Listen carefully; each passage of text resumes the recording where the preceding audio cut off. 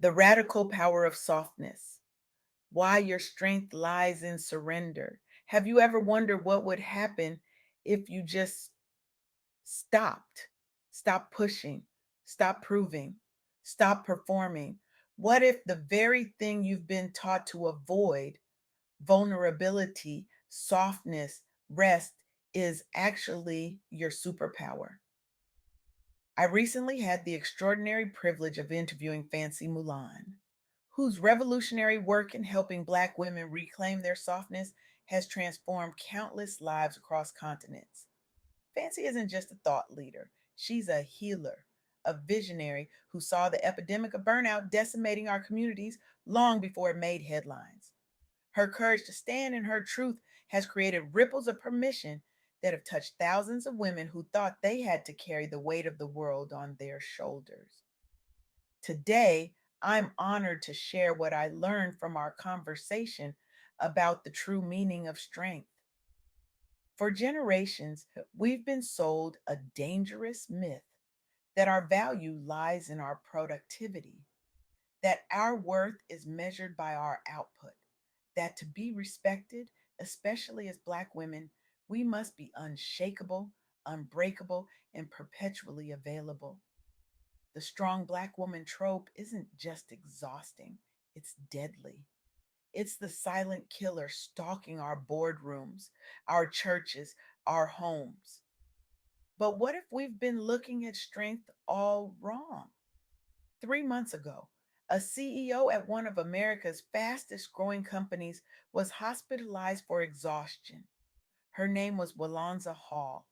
For years, she had built her reputation on being the toughest person in the room, first to arrive, last to leave, emotions always in check. The perfect professional mask. I thought vulnerability was a liability, Walonza shared with Fancy during their conversation. I believed showing any sign of humanity would undermine my authority, especially as a Black woman in leadership. So I became what I thought they wanted: unflappable, unshakable, unreachable. But lying in that hospital bed, hooked to IVs, with her body literally shutting down in protest, something profound shifted for Walanza. She realized she'd been leading from a place of armor rather than authenticity, and the cost was nearly her life. What happened next challenges everything we think we know about power in professional spaces. When Walanza returned to work, she did something radical. She gathered her executive team and did the unthinkable. She told them the truth about her hospitalization, about her exhaustion, about the unsustainable expectations she'd placed on herself and, by extension, on them. I was terrified, she admitted. I thought they would lose respect for me. Instead, the entire culture of our organization began to transform. One by one, my team members started sharing their own struggles. People who had been hiding panic attacks in bathroom stalls, who'd missed their children's milestones, who'd been running on empty for years. They finally felt safe enough to be human. Under Walanza's new leadership approach, one centered in vulnerability, empathy, and authentic communication, innovation skyrocketed. Employee engagement reached record highs. Retention improved dramatically as team members finally felt safe to bring their whole selves to work. By embracing softness as a strategy, Walanza didn't diminish her power, she amplified it. This isn't just a nice story. This is a blueprint for revolution. Because here's what Fancy Mulan helped me understand: softness isn't weakness, it's wisdom, it's discernment, it's the courage to show up as you truly are in a world that keeps demanding you be someone else. Let me ask you something. When was the last time you gave yourself permission? Permission to rest without guilt, permission to say no without explanation, permission to prioritize your well being without apology. If you're struggling to answer, you're not alone. Brandy Ward knows this struggle intimately. As a Black woman entrepreneur, she spent years battling what she calls the worthiness wound, the deep seated belief that she needed to earn her right to exist, to succeed, to thrive. I was hustling for my worthiness, Brandy told Fancy, running myself into the ground trying to prove I deserved a seat at tables that weren't even feeding me. I was working 80-hour weeks, saying yes to every opportunity, ignoring my body's signals that something was desperately wrong. The turning point came when Brandy realized something profound. She didn't need anyone else's permission slip to claim her worth. She could write her own. So she did. Literally, she wrote herself a permission slip that read, I, Brandy Ward, give myself permission to heal, to rest, to prioritize joy, and to define success on my own terms. She placed it where she would see it every morning, a daily reminder that her worthiness wasn't up for debate. What happened next was remarkable.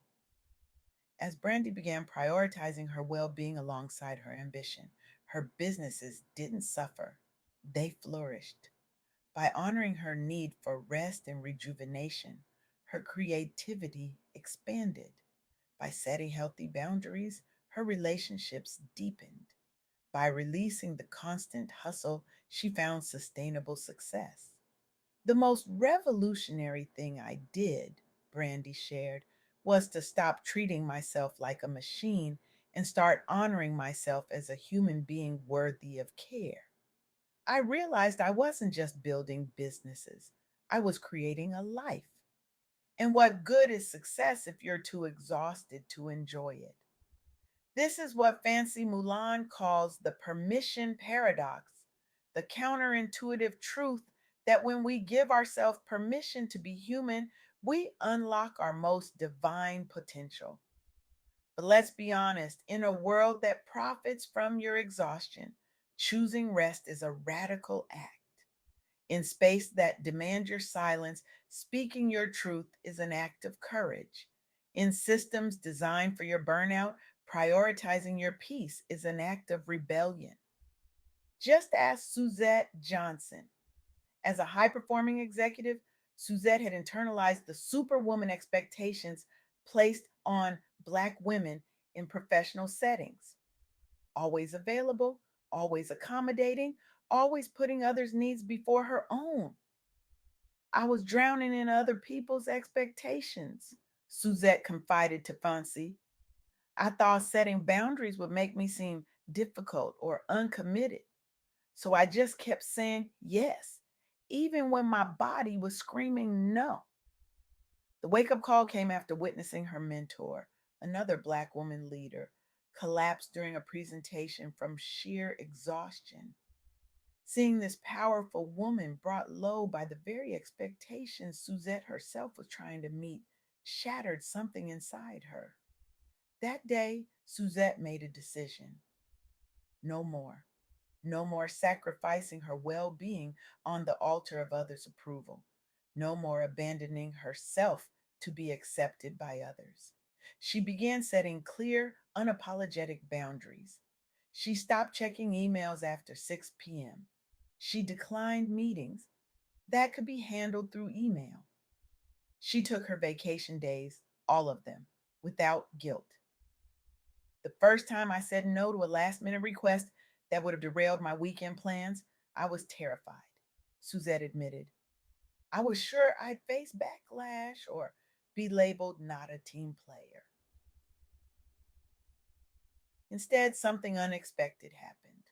Her colleagues began respecting her time more. Her team started adopting healthier work practices themselves. And most surprisingly, her performance improved as she brought a more rested, centered self to her work. By honoring my boundaries, Suzette reflected, I showed others how to honor theirs. It created a ripple effect throughout the organization. Now we talk openly about mental health. We celebrate rest as much as we celebrate achievement. We understand that sustainability isn't just an environmental concept, it's a human one. This is the profound truth Fanci Mulan's work illuminates. When one woman claims her right to softness, she creates permission for others to do the same. Your softness is not just for you, it's for every woman watching you, wondering if she too can put down the cape. It's for every girl learning what strength really looks like.